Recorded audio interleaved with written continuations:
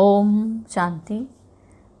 5/12/2024 பாபாவின் முரளியின் ஸ்லோகன்: உலக நன்மைக்கான பொறுப்பு கிரீடத்தையும் தூய்மை ஒளி கிரீடத்தையும் அணிந்து கொள்பவர்கள் இரட்டை கிரீடாதாரிகள் ஆகுவார்கள்.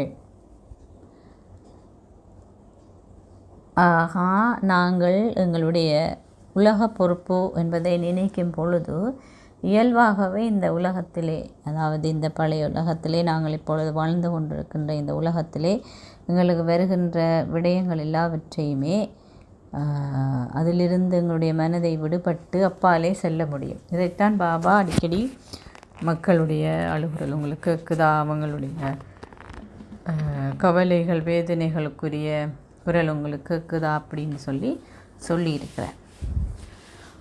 நாங்கள் நாளாந்தம் எங்களுக்கு வருகின்ற சின்ன சின்ன விடயங்கள் அல்லது பிரச்சனைகள், குழப்பங்கள், உபாதைகள், வேதனைகள் இவற்றிலுக்கெல்லாம் அப்பாலே செல்ல வேண்டுமா இருந்தால் உலக நன்மைக்கான மனோபாவத்தை விருத்தி செய்து கொள்வது மிகவும் அவசியமாகும். ஆனால் தன்னை முழுமையாக நிறைக்காத ஒருவரால் உலகத்துக்கு நன்மை செய்வது சாத்தியமும் இல்லை, அது சரியானதும் அல்ல. தினமும் தன்னிலே கவனம் செலுத்தி தன்னுடைய ஆத்மாவை நிறைப்பதிலே அவதானம் செலுத்த வேண்டும்.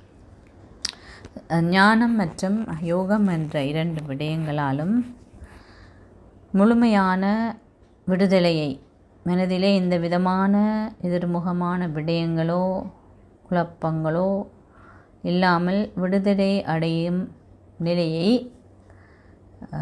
அனுபவம் செய்வதற்கான முயற்சியை செய்ய வேண்டும்.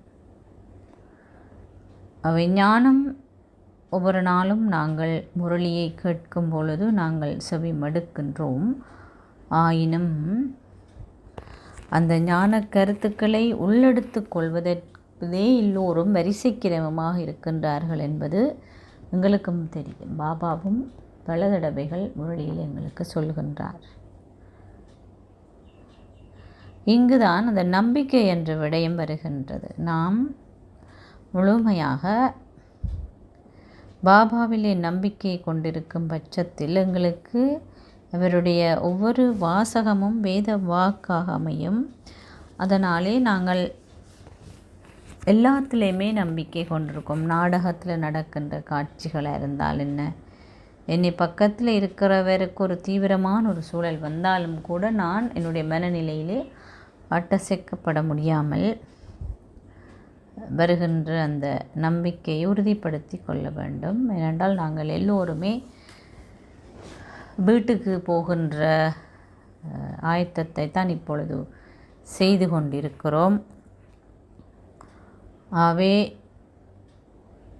எனக்கு இது நடந்து விட்டாலும் உடம்புக்காக இருக்கலாம் அல்லது பொருட்களுக்காக இருக்கலாம், எதுவாக இருந்தாலும் ஒன்றையுமே நான் எடுத்துக்கொண்டு செல்ல போவதில்லை.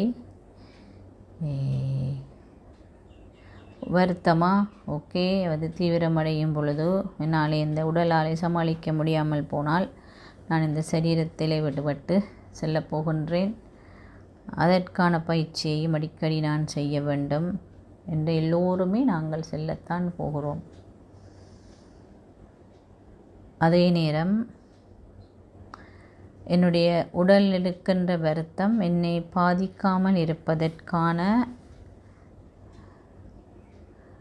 மனநிலை அல்லது மனதினை சக்தி வாய்ந்த ஒரு நிலைக்கு நான் மாற்ற வேண்டும். இதற்கு தான் பாபா சொல்வார், வருத்தம் வருகின்ற நேரத்தில் என்னால் எதையும் செய்ய முடியாது அல்லது எனக்கு ஒரு குழப்பம் ஏற்படுகின்ற நேரத்தில் என்னால் எதையும் செய்ய முடியாமல் இருக்கும். ஏன் அடிக்கடி நான் இதை பயிற்சி செய்கிறேனோ அதுதான் எனக்கு அடிக்கடி வந்து போகும். அதான் இந்த நீண்டகால பயிற்சி என்ற வார்த்தையை அவர் பயன்படுத்துகின்றார். அவை நாங்கள் நீண்டகால பயிற்சியை செய்யணுமெண்டா ஒரு நாளும் இந்த பயிற்சிக்கு முக்கியத்துவம் கொடுக்கணும். இந்த ஆன்மீக பயிற்சிகளுக்கு முக்கியத்துவம் கொடுக்க வேண்டும். அப்படி என்றால் நான் ஒரு மணித்தாளத்துக்கு ஒருக்கா இந்த உடலிலிருந்து விடுபட்டு பரந்தாமத்திலே போய் பரமாத்மாவுடன் இருக்கின்ற அனுபவத்தை பெற்றுக்கொள்ள வேண்டும். நம்பிக்கை என்னும் பொழுது பாபாவுடைய எல்லா உறவு முறையிலையுமே எனக்கு அனுபவத்தை பெறக்கூடியதாக இருக்கும். இல்லை, பாபா என்னுடைய அப்பா மட்டுமல்ல, அம்மா மட்டுமல்ல, ஆசிரியராகவும் சத்குருவாகவும் கூட இருக்கிறார். ஆசிரியர் கொடுக்கின்ற வீட்டு வேலைகளையும் அவருடைய வழிகாட்டல்களையும் நாங்கள் சரியான முறையிலே செவிமடுத்து சிரமேற்கொண்டதனை நாம் நடைமுறைப்படுத்த வேண்டும். அப்பொழுதே எங்களுக்கு அவருடைய ஆசீர்வாதம் கிடைக்க மட்டுமில்லாமல் அந்த சக்தியும் எங்களுக்கு கிடைக்கும்.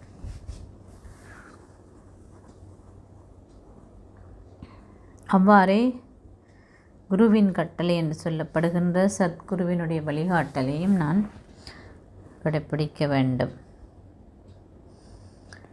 அவை எவ்வாறு சுயத்திலே அடிக்கடி இல்லாது நான் ஒரு சந்தர்ப்பம் வரும் பொழுது எப்படி நடந்து கொள்கிறேன், என்ன உணர்வுகள் எனக்கு ஏற்படுகிறது, நான் குழப்பம் அடைகிறேன், அது எதுவாகவும் இருக்கலாம். அவை நான் எனக்கு கொஞ்சம் நேரம் ஒதுக்கி அடிக்கடியினே சோதித்து பார்க்க வேண்டும். சோதித்து பார்க்கின்ற வேளையிலே நான் இந்தப்படி நடந்து கொள்வதற்கு என்ன பிரச்சனை, எனக்கு என்ன காணாமல் இருக்கின்றது, அல்லாவிட்டால் நான் ஏன் இப்படி இருக்கின்றேன் என்று சிந்தித்து பார்க்கும் பொழுது தான் என்னாலே மாற்றத்தை ஏற்படுத்த முடியும். சரியான விடயம் என்றால் சரி, இல்லை என்றால் நான் ஒரு மாற்றத்தை என்னுடைய சிந்தனையிலே கொண்டு பெற வேண்டி இருக்கும். அது எல்லாத்துக்கும் அப்பாலே செல்றது நிலையைத்தான் அடிக்கடி பாபா சொல்றார். உப்புறாம் அல்லது உயர்ந்த அல்லது மேலே இருக்கின்ற நிலை. நாங்கள் விமானத்தில் பறக்கும் பொழுது கீழே இருக்கின்ற விடயங்கள் எல்லாம் மிகவும் சிறிய ஒரு தீப்பெட்டி போல எங்களுக்கு தெரிகின்றது. நாங்கள் மேலே இருக்கிறோம். அவ்வாறு எங்களுடைய மனநிலையை மேலே வைத்துக்கொள்வதற்குத்தான் இந்த பயிற்சிகள் எங்களுக்கு மிக மிக அவசியமானதாகும். பக்தி மார்க்கத்திலே பிரச்சனை வந்தால் கடவுளை இறுக்கி பிடிக்க வேண்டும் என்று சொல்லுகின்றார்கள். ஆனால் அந்த நேரத்தில் பாபாவை நினைவு செய்வது, என்னுடைய இது மனதின் மூலமான பயிற்சி என்பபடியால் அந்த நேரத்தில் எங்களால் பாபாவை நினைவு செய்வது என்பது கொஞ்சம் கடினமானதாக இருக்கக்கூடும். ஆகவே அடிக்கடி நான் எதை பயிற்சி செய்கிறேனோ அது எனக்கு இறுதி நேரத்திலும் அவசரமான வேளையிலும் என்னுடைய முன்னாலே எனக்கு உதவி செய்யும். அதாலே இந்த பயிற்சிகளை நான் செய்கிறேனா, அடிக்கடி என்னுடைய மனதை அப்படி பரந்தாமத்தை கொண்டு போய் அசரீரியாக சரீரமற்ற நிலையிலே நான் அனுபவம் செய்கிறேனா, அதையெல்லாம் நான் பார்த்து கொள்ள வேண்டும். என்றால் தன்னுடைக்கு நன்மை செய்கின்றவர் அல்லது தன்னை தானே பார்த்து கொள்ளும் தன்னை தானே நிம்மதியாக சந்தோஷமாக திருப்தியாக வச்சு எல்லா சூழ்நிலையிலையும் குழப்பம் அடையாமல் வச்சுக்கொள்ளும் ஒருவரால் மட்டும்தான் உலகத்துக்கு நன்மையை செய்ய முடியும். அவை பக்தியில் எதையுமே உடனடியாக அடைய வேண்டும் என்று சொல்லி ஆக்கள் முயற்சிக்கிறாங்க. அதனால் அது குறிப்பிட்ட காலத்துக்குள்ள அந்த முயற்சி பெற்றவன் அதுக்கு நன்மையை எதிர்பார்க்குறாங்க. அது அந்த தற்காலிகம் அடையப்பட்டாலும் கூட அது நிரந்தரமானதில்லை. இந்த மாற்றத்தையும் ஒருவரில் கொண்டு வர போகிறதில்லை. ஆனால் இங்கு செய்யப்படுகின்ற முயற்சிகள் எல்லாம் ஒருவரில் தனிப்பட்ட மாற்றத்தை கொண்டு வருவதாகவே எப்பயுமே எனக்கு முன்னாலே நான் உலகத்தை பார்க்கும் பொழுது, உலகத்துக்கான பொறுப்பு எடுக்கும் பொழுது இயல்பாகவே என்னுக்குள்ளே இருக்கின்ற சின்ன சின்ன பலவீனங்கள், பிரச்சனைகள், குழப்பங்கள் எல்லாம் எங்களை அறியாமலே மறந்து போய்விடும் அல்லது எங்களை விட்டு சென்று விடும்.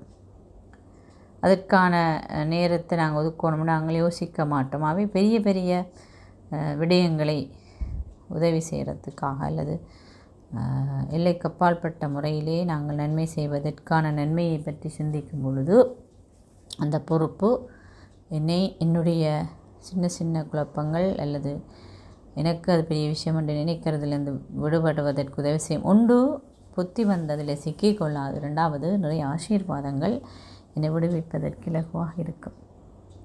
இதன் மூலம் அதான் நான் உலக நன்மைக்கென்ற பொறுப்பு கிரீடத்தை பெறும் பொழுது இயல்பாகவே உலகத்துக்கு நன்மை செய்கிறவரெண்டா தூய்மையானவராக இருக்க வேண்டும்.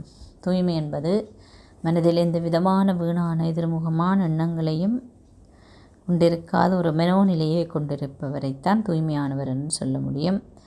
வெளிப்புறமான விடயங்கள் நிறைய எல்லாராலையுமே அதுக்கான பௌதிகமான விடயங்கள் நிறைய கடைப்பிடிக்கப்பட வேண்டி இருந்தாலும் கூட, ஆனால் அந்த மனநிலத்தை சரிநிலைக்கு கொண்டு வர முடியாத ஒருவரால் எந்த ஒரு நன்மையை மற்றவருக்கு சொல்ல முடியாது. அவர் குழம்பினா அவருக்கு யாரும் உதவி செய்ய வேண்டியிருக்கும். அவரை சமாளிக்கிறதுக்காக இன்னும் 4 பேர் சக்தி கொடுக்க வேண்டியிருக்கும். அவர் இந்த நேரத்தில் என்னென்று கதைக்கிறதுன்னு தெரியாமல் யோசித்து கொண்டிருக்க வேண்டியிருக்கும். அல்லது அவர் எப்படி நாங்கள் திருப்திப்படுத்துறதுன்றதை பற்றி சிந்திக்க வேண்டியிருக்கும். அப்போ அவர் தானே ஒரு நிலையில் இல்லை, அல்லது தன்னையே பார்க்க முடியாமல் இருக்கிறதுல எப்படி அவரால் உலகத்துக்கு நன்மை செய்ய முடியும்?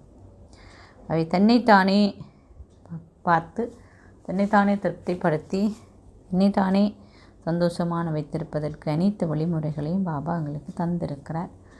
அவை நாங்கள் முக்கியமாக இதில் பிரதானமான விடயம் பாபா சொன்ன சக்தி இல்லாத நிலை அதான் மனச்சோர்வடைகிறது, களைப்படைகிறது, அல்லது விரக்தி அடைகிறது. விதமான விஷயங்கள் எல்லாம் எங்களுக்கு வருது. அவை இதில் இருந்தெல்லாம் விடுபடணுமெண்டா எனக்கு பிரச்சனை வார நேரத்தில் இல்லைன்னா தினம் சுயத்தில் ரொம்ப கவனம் செலுத்துகிறாளால் மட்டும்தான் அது சாத்தியம். நாங்கள் இப்படி செய்கிறதன் மூலம்தான் இரட்டை கிரீடாதாரியானவர்களாக ஆக முடியும். ஓம் சாந்தி.